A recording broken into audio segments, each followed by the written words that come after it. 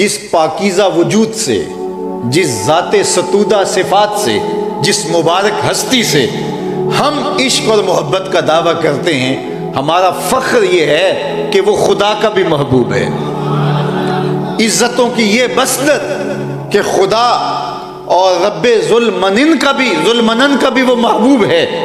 تو اعظم چشتی مرحوم نے تو یہاں قلم توڑ دیا تھا کہ اپنا معیار زمانے سے جدا رکھتے ہیں، ہم تو محبوب بھی محبوب خدا رکھتے ہیں، ہمارا تو محبوب بھی خدا کا محبوب ہے۔ یہ ہمارا اعزاز، یہ ہمارا فخر۔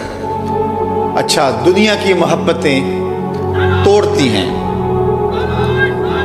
یا رسول اللہ، دنیا کی محبتیں توڑتی ہیں۔ ایک کے دو چاہنے والے آپس میں رقیب کہلاتے ہیں، یہ میرا محبوب ہے، تم نے کیوں دیکھا؟ لڑائی کی نوبت آ جاتی، قتل و غارت تک معاملہ جا پہنچتا ہے۔ یار دیکھ ہی لیا ہے، کیا ہوا؟ لیکن حسن اتنا تھوڑا ہے کہ ایک کی آنکھوں کی تسکین کرتا ہے، دوسرا آیا نہیں تو لڑائی ہوئی نہیں۔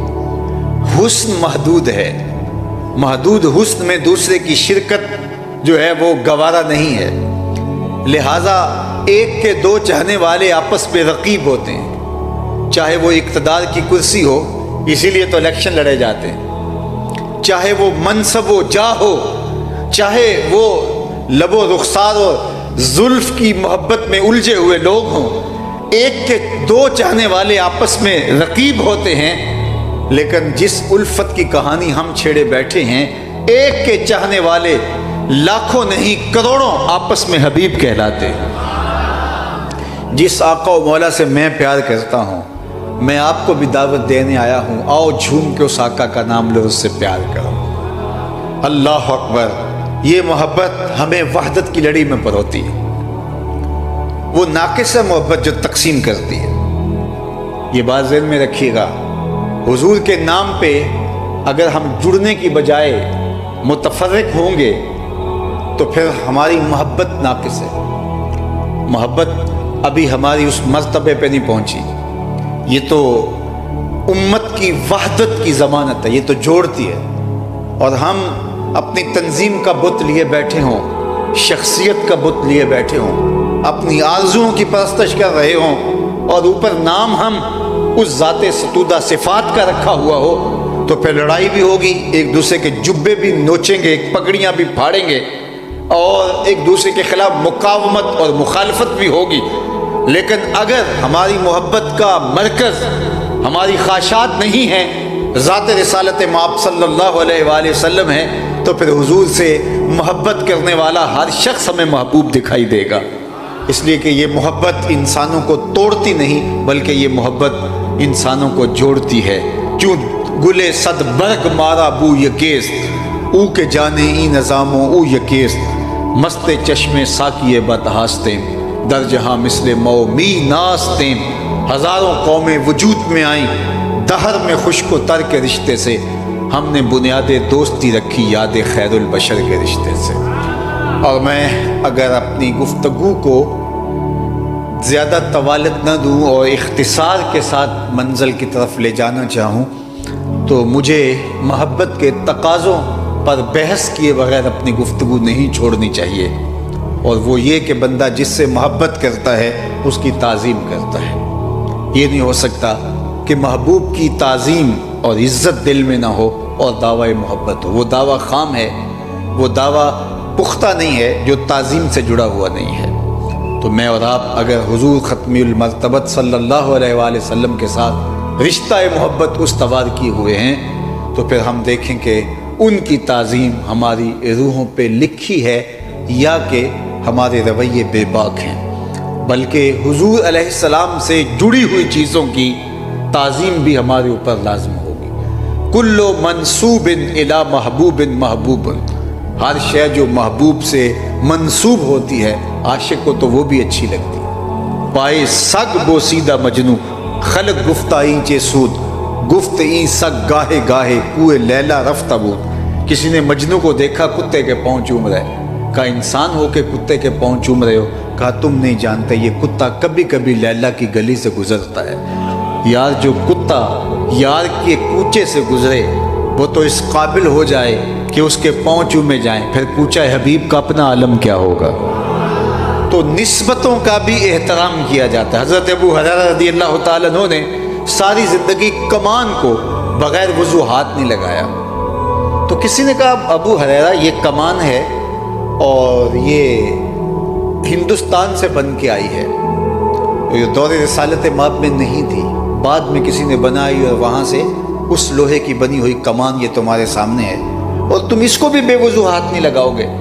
تو بولے کہ میں سمجھتا ہوں کہ اس کمان کو میرے حضور نے نہیں چھوا، لیکن جس کمان کو میرے حضور نے چھوا تھا اس کمان کی اس کمان سے شکل ملتی ہے، لہٰذا میری محبت کا تقاضا یہ ہے کہ میں اس کو بھی بغیر وضو کے ہاتھ نہ لگاؤں۔ اللہ اکبر، یہ محبت کا تقاضا ہے، یہ محبت نسبت کا بھی احترام کرتی ہے۔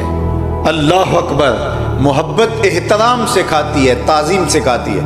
اصلح بن شریک رضی اللہ تعالیٰ عنہ حضور کی سواری کا کجاوا کسا کرتے تھے، ساری زندگی اس کام پہ لگا دی کہ سفر حضور کے ساتھ کرتے، جب حضور تشریف فرما ہوتے کہیں پڑاؤ کرتے تو کجاوا اتار دیتے، اور جب کوچ کے لمحے آتے تو کجاوا کس دیتے، زندگی اس کام پہ گزارتی۔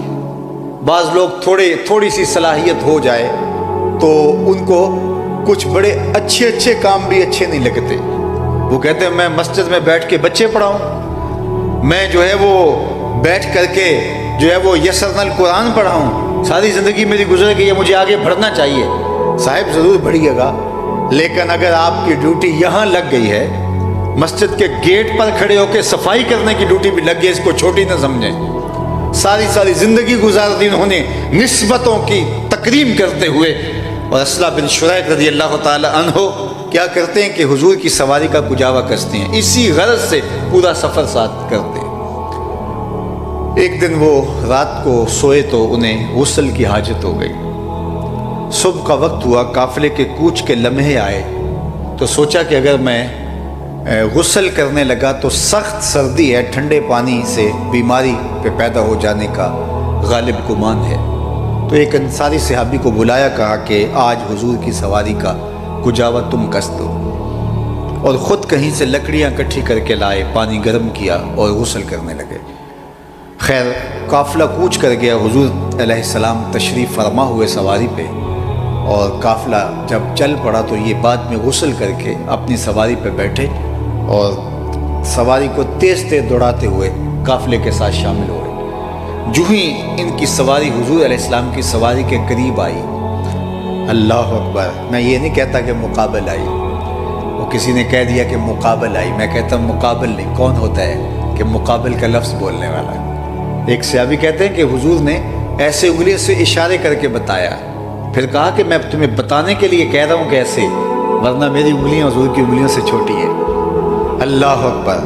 تو حضور کی سواری کے جب قریب آئی نا ان کی سواری، تو حضور نے پلٹ کے دیکھا اور فرمایا اصلح، آج کجاوا بدلا سا لگتا ہے، تمہارے ہاتھ کا کسا ہوا نہیں لگتا۔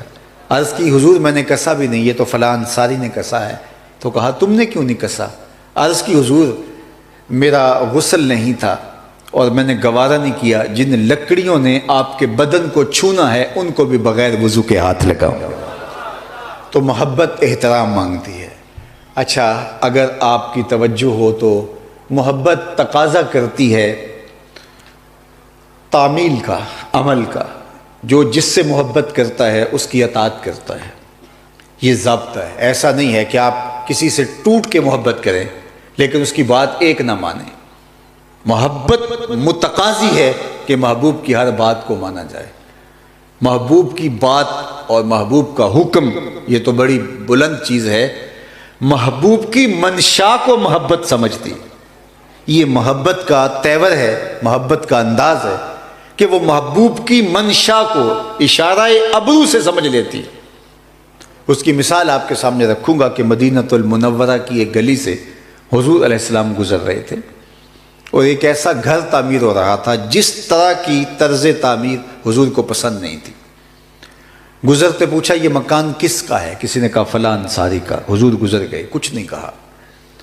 تو کسی نے اس انصاری کو جا بتایا کہ آقا کریم علیہ الصلاۃ والتسلیم گزرے تھے، تیرے مکان کو دیکھا، شاید پسند نہیں آیا، چہرے پہ پسندیدگی کے آثار حویدہ نہیں ہوئے۔ اس نے کدال پکڑا اور مکان کو گرا دیا اور زمین کے برابر کر دی۔ 2-4 دن کے بعد دوبارہ آقا کریم علیہ السلام کا گزر ہوا تو دیکھا کہ ملبے کا ڈھیر پڑا ہے۔ فرمایا اس صحابی کو بلایا گیا، کہا میں گزرا تھا، تیرا مکان دیکھا تھا اور آج یہ ملبے کا ڈھیر دیکھ رہا ہوں۔ اس نے کہا حضور میں نے گرا دیا۔ فرمایا کیوں؟